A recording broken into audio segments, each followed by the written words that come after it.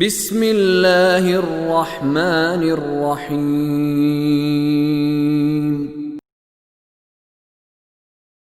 وَلَوْ جَعَلْنَاهُ قُرْآنًا أَعْجَمِيًّا لَقَالُوا لَوْلَا فُصِّلَتْ آيَاتُهُ أَعْجَمِيٌّ وَعَرَبِيٌّ قُلْ هُوَ لِلَّذِينَ آمَنُوا هُدًى وَشِفَاءٌ وَالَّذِينَ لَا يُؤْمِنُونَ فِي آذَانِهِمْ وَقْرٌ وَهُوَ عَلَيْهِمْ عَمًى أُولَئِكَ يُنَادَوْنَ مِن مَّكَانٍ بَعِيدٍ وَلَقَدْ آتَيْنَا مُوسَى الْكِتَابَ فَاخْتُلِفَ فِيهِ ولولا كلمة سبقت من ربك لقضي بينهم وإنهم لفي شك منه مريب من عمل صالحا فلنفسه ومن أساء فعليها وما ربك بظلام للعبيد إليه يرد علم الساعة وما تخرج من ثمرات من أكمامها وما تحمل من أنثى ولا تضع إلا بعلمه ويوم يناديهم أين شركائي قالوا آذناك ما منا من شهيد۔ اے رسول کہہ دیجئے یہ کتاب ایمان لانے والوں کے لیے ہدایت اور شفا ہے، اور جو ایمان نہیں لاتے ان کے کانوں میں بھاری پن، یعنی ان کو عربی بھی سمجھ نہیں آتی۔ یہ آپ کی قوم عربی ہے، آپ عربی بول رہے ہیں اور یہ عربی بھی نہیں سمجھ رہے ہیں لیکن رویہ ایسا ہے جیسے سمجھے نہیں۔ اور جو شروع میں قرآن نے کہا تھا، یہ کہتے ہیں ہم تو بہرے ہیں۔ یہ جو لفظ ہے قرآن کے بہت خوبصورت ہے، وَالَّذِينَ لَا يُؤْمِنُونَ فِي آذَانِهِمْ وَقْرٌ وَهُوَ عَلَيْهِمْ عَمًى۔ جو ایمان والے ہیں ان کے لیے ہدایت، جو ایمان کی طرف راغب ہے ان کے لیے یہ ہدایت بھی ہے، شفا بھی ہے، ان کو لطف آتا ہے اس کتاب سے۔ اور جو ایمان نہیں لانا چاہتے، جن کے اندر یہ خواہش نہیں ہے، وہ ان کے کانوں میں بھی بھاری پن ہے، گویا کہ انہوں سنتے ہی نہیں ہیں، اور یہی کتاب ان کے لیے اندھا پن ہے، اور اندھے ہو جاتے ہیں۔ روشنی سے تو انسان کو زیادہ دکھائی دیتا ہے، لیکن جن کو روشنی پسند نہیں ہوتی ان کو روشنی سے تکلیف ہوتی ہے۔ فرمایا یہ ان آیات کو سن کر ان کے اندھے پن میں، یعنی ان کی ہٹ دھرمی میں اور ان کے کفر میں اور گمراہی میں اور اضافہ ہو جاتا ہے۔ لہذا قرآن کی دو تاثیریں یاد رکھیے گا، یہ قرآن نے بیان کیا ہوا کہ جو قرآن سے لینا چاہے اس کے لیے ہدایت ہے، شفا ہے، اور اللہ کے پاس اجر ہے بہت سارا۔ پھر قرآن ہی فرماتا ہے وَلَا يَزِيدُ الظَّالِمِينَ إِلَّا خَسَارًا، یہی قرآن ظالموں کے لیے خسارے میں اضافے کا باعث ہے۔ ایسا نہیں ہے کہ جو قرآن کی طرف نہیں آ رہے انہیں کچھ بھی نہیں ہو رہا۔ جو قرآن کی طرف نہیں آتے وہ تو نقصان میں ہے، جو قرآن میں کی طرف آ رہے ہیں دو قسم کے ہیں، جو قرآن کو سن رہے ہیں، پڑھ رہے ہیں، یا اس کی بات مان رہے ہیں یا اس کی بات نہیں مان رہے۔ جو نہیں مان رہے ان کے خسارے میں اضافہ ہو رہا ہے، اور جو مان رہے ہیں ان کے اجر میں اور اللہ کے پاس مقام میں قرآن مجید اضافہ کرتا ہے۔ جو ایمان نہیں لاتے ان کے کانوں میں بھاری پن ہے، یعنی بہرا پن، اور وہ یعنی قرآن ان کے لیے اندھا پن ہے۔ وہ ایسے ہیں جیسے بہت دور سے انہیں پکارا جا رہا ہو، جیسے کوئی بہت دور سے پکار رہا اور ان کو سمجھ ہی نہیں آ رہی کہ کیا بات ہو رہی۔ اور یقیناً ہم نے موسیٰ کو کتاب دی تھی تو اس میں بھی اختلاف کیا گیا۔ ایسا نہیں ہے اے رسول کہ اس کتاب کے بارے میں لوگ باتیں نہ بنائیں، ہم نے موسیٰ کو کتاب دی تھی، اس کے بارے میں بھی اختلاف کیا گیا، اور اگر آپ کے رب کی بات پہلے سے طے نہ ہوئی ہوتی تو ان کے درمیان فیصلہ ہو چکا ہوتا۔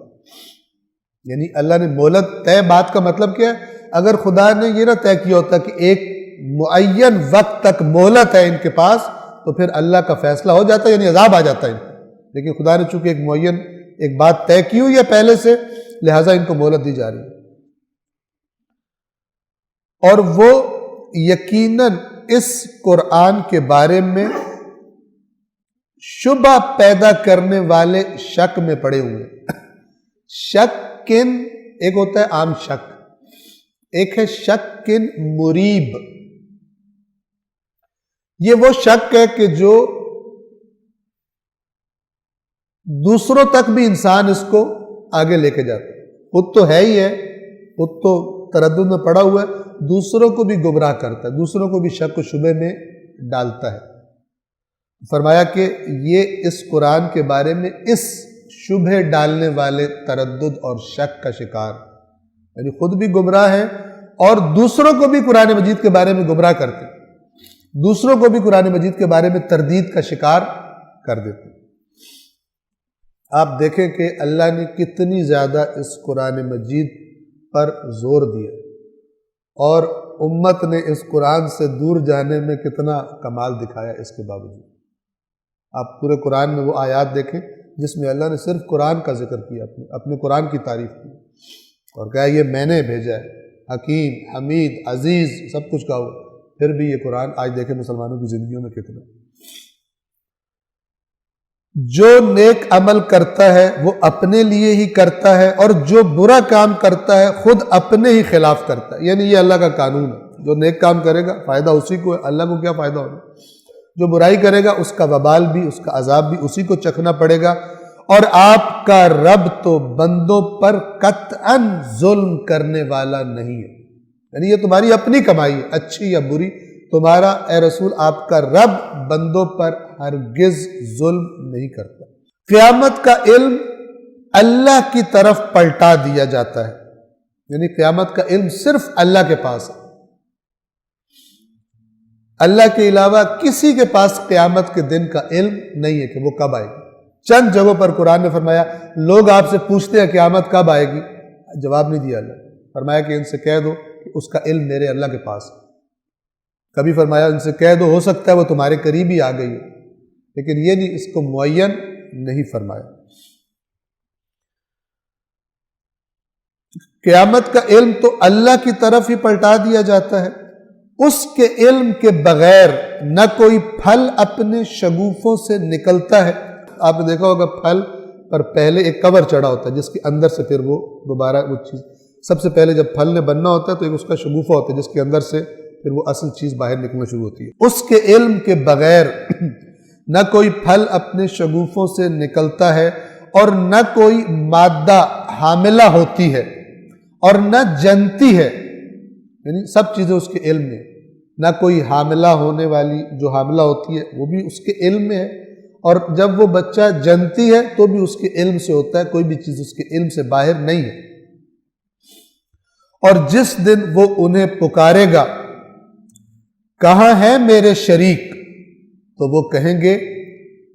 ہم آپ کے سامنے اظہار کرتے ہیں کہ ہم میں سے کوئی بھی گواہی دینے والا نہیں ہے کہ آپ کا کوئی شریک۔ وہ لوگ جو دنیا میں اللہ کے شریک بنایا کرتے تھے، اللہ کہے گا بتاؤ، قیامت کے دن پکارا جائے گا ان کو، کہو بتاؤ جن کو تم نے میرا شریک بنایا تھا اور تم سمجھتے تھے میرے کاموں میں وہ شریک ہیں، میرے فیصلوں میں شریک ہیں، تم ان کو لے کر آؤ۔ تو قرآن کہہ رہا ہے کہ سب کے سب کیا کہیں گے، مشرک کیا کہیں گے اللہ کے سامنے، آذنا کا، ہم آپ کے سامنے کھلا اعلان کر رہے ہیں، ما منا من شہید، ہم میں سے کوئی بھی نہیں ہے جو یہ گواہی دے کہ آپ کا کوئی شریک ہے۔ صدق اللہ العلی العظیم۔